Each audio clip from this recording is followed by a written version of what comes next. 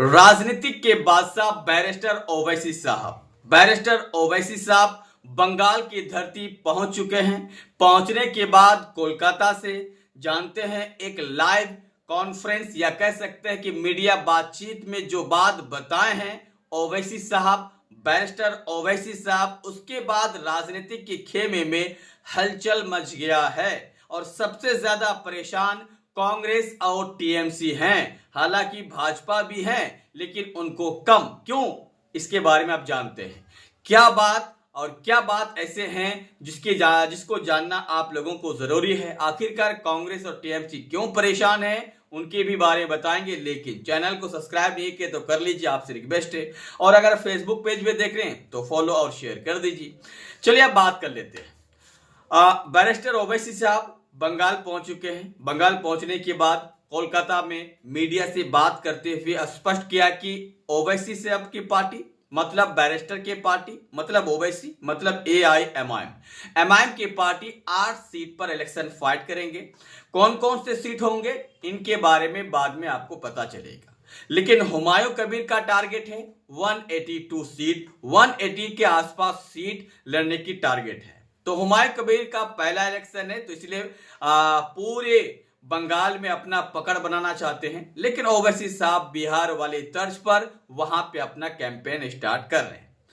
अब सवाल यह आता है कि आखिरकार इससे ममता बनर्जी और कांग्रेस क्यों परेशान है, क्योंकि आपको पता है जो हुमायूं कबीर हैं बाबरी मस्जिद का नींव रखने वाले, उसका स्टैंड है सिर्फ एम फैक्टर, मुस्लिम फैक्टर। उनके पास ज्यादा वोट का जो फैक्टर है वो मुस्लिम है।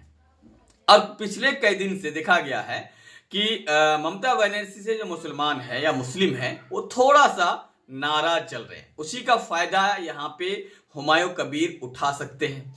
अब सवाल ये आता है कि कितने परसेंट वोट के डेंट होंगे। अगर 2%, 3%, 4% के वोट डेंट लगते हैं टीएमसी को तो टीएमसी को यहाँ पे झटका लग सकता है। क्योंकि 182 सीट पर इलेक्शन लड़ने वाले ओवैसी साहब तो अपना दायरा बनाते हैं। जब भी बिहार में हो, महाराष्ट्र हो, कहीं भी जाते तो एक दायरा होता है।